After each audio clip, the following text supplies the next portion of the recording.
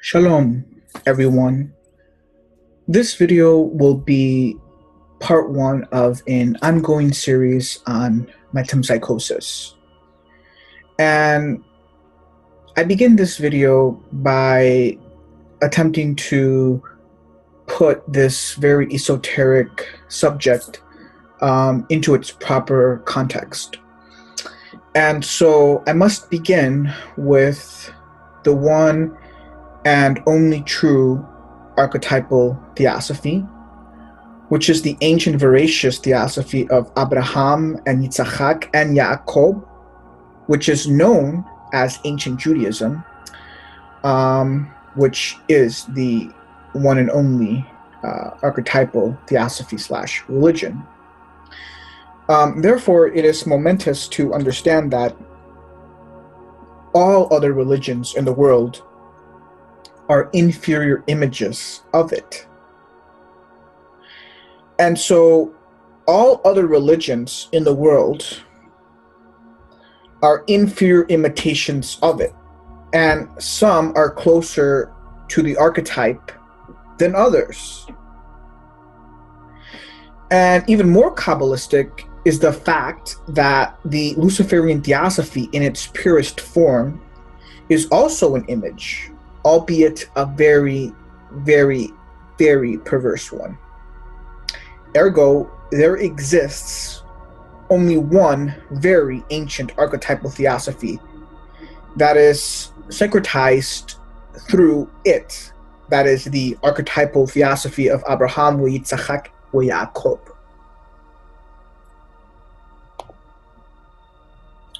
Now we proceed to discuss the Eastern religions, right? Principally, we can divide the world into two parts, the Eastern religions and the Western religions, right? As I've already previously stated, all the religions in the world are inferior imitations of the archetypal theosophy of Ha-Elohim, of course. Now, we read in Sefer Bereshith, chapter 25, verse 6, it states, "But unto the sons of the concubines which Abraham had, Abraham gave gifts, and sent them away from Yitzhak, his son, eastward to the land of the east." So now, let me begin by giving the true Kabbalistic understanding of this verse, which is that the gifts represent portions or aspects or doctrines of the archetypal theosophy of Abraham. That is, Abraham partially initiated his bastard sons into the one and true archetypal philosophy because it's the right thing to do. It's the good thing to do for the exalted father, Abraham, to do. And so he did that. So before he sent them away, he partially initiated them into the holy mysteries, and then he sent them away into the east. And so this is why many of the doctrines of the Eastern religions, vis-a-vis Hinduism, Buddhism, etc., are deeply sourced and rooted in this archetypal theosophy of Abraham, which is the holistic Kabbalah, both exoteric and esoteric. This is why many scholars who are experts in comparative religions are able to see all of these connections and equations between the Eastern religions and true ancient Judaism.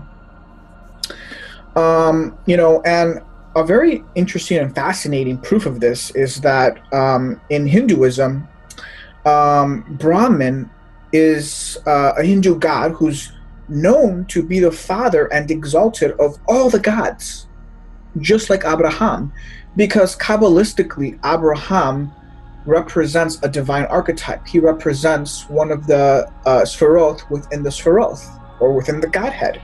And Abraham in Hebrew signifies exalted father. And he is known to be the progenitor of almost all of the races here on earth, right? He's progenitor of Yisrael, and we read in the Torah that Yisrael would become many nations. So a good vast majority of the nations at this point, in this last generation that we're in, the vast majority of the Goyim here on the earth may trace their heritage and their genealogy back to Abraham. Of course, this is a very Kabbalistic point, but this is the truth. And as you may also notice, Brahman is phonetically very, very similar to Abraham. and the root words from which they come from are also very similar in meaning. So again, this is just one of many proofs that can be given, linking and equating many aspects of the Eastern religions and the Israeli HaQabbalah. But again, this slide is not meant to be an exhaustive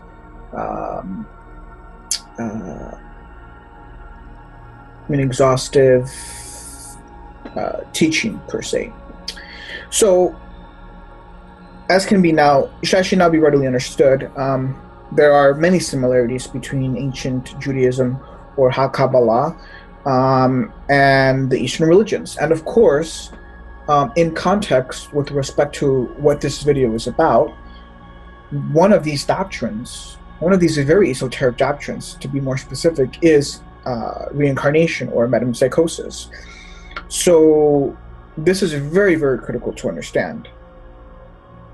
Because many of the doctrines in the Eastern religions are rooted in truth, and there are many truths actually that are contained within these Eastern theosophies, and some of these truths are mixed in with some lies, and some of these truths have been watered down, etc. So it takes only one who is truly fully initiated into the holy mysteries would be able to properly discern these Eastern theosophies accordingly.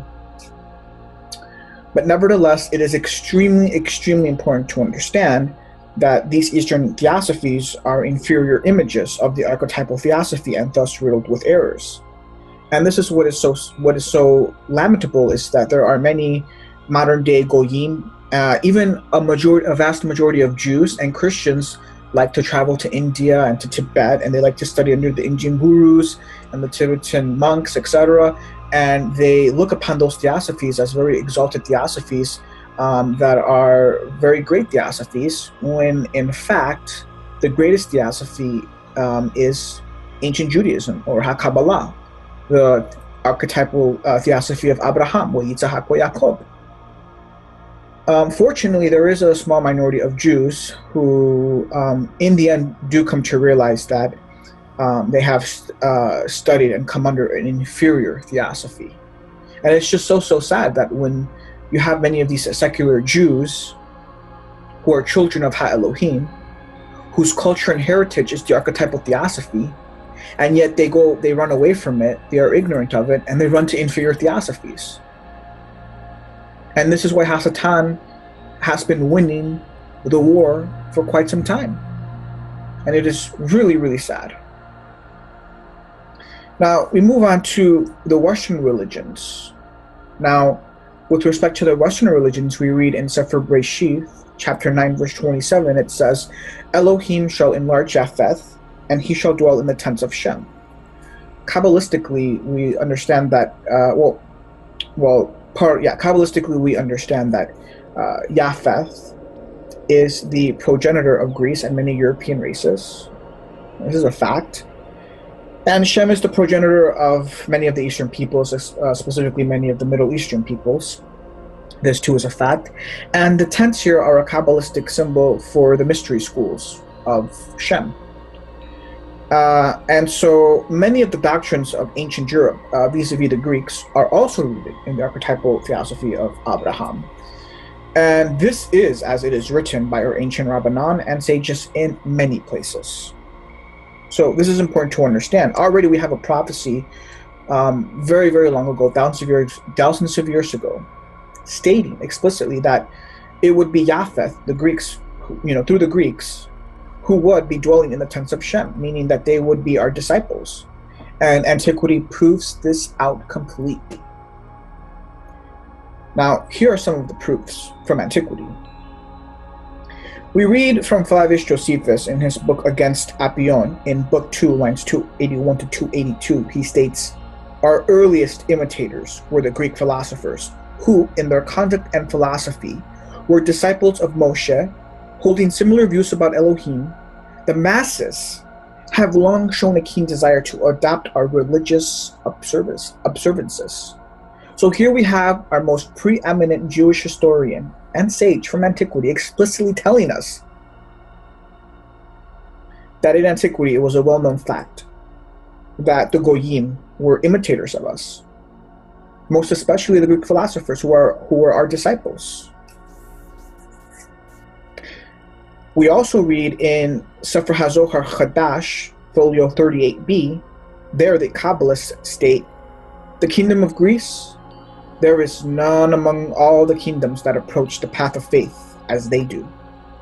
Exalting the kingdom of Greece because they are known to be our most famous disciples, having many Greek philosophers who studied under very initiated Kabbalists in Egypt and in Israel and in Syria and Lebanon, etc., all throughout antiquity. Then we have Eusebius, our most initiated Christian saint, who cites citations from Aristobulus, one of the most initiated. He was known to be one of the most initiated Jewish Kabbalists during the Second Temple period, a contemporary of Philon Judaeus, and Numeninius the Pythagorean, who was known to be one of the most initiated Greek philosophers.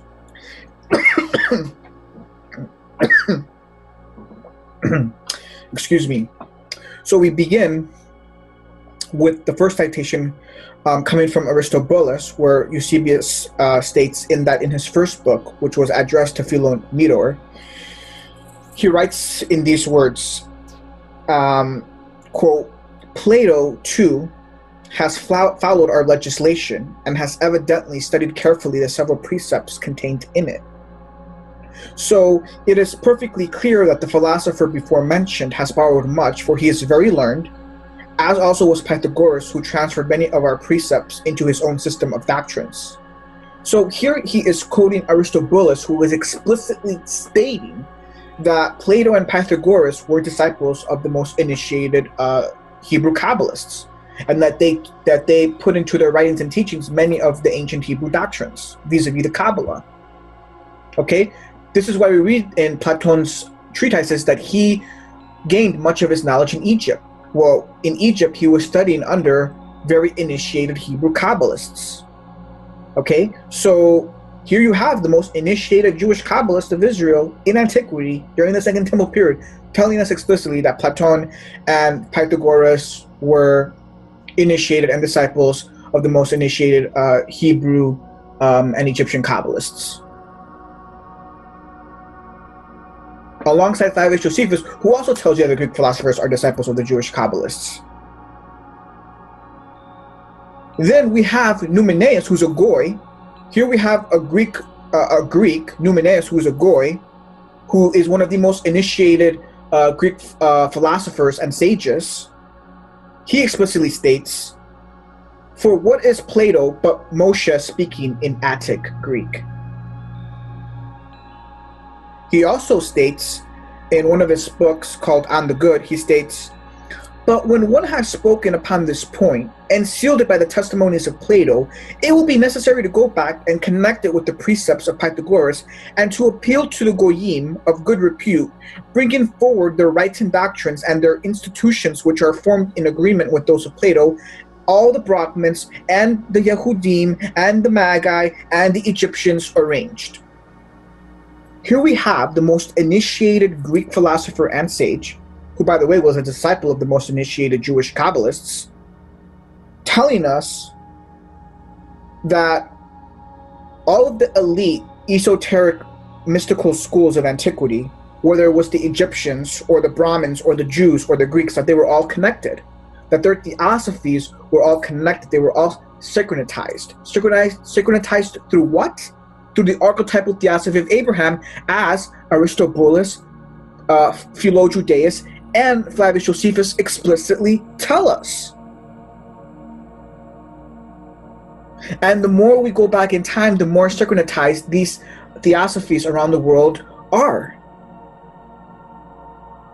But the more we fast forward in time, the more disconnected they become. This is extremely momentous to understand, because again, in context with respect to what I'm speaking upon here, this has everything to do with metempsychosis, because metempsychosis is an esoteric doctrine that is prevalent through all of these ancient theosophies.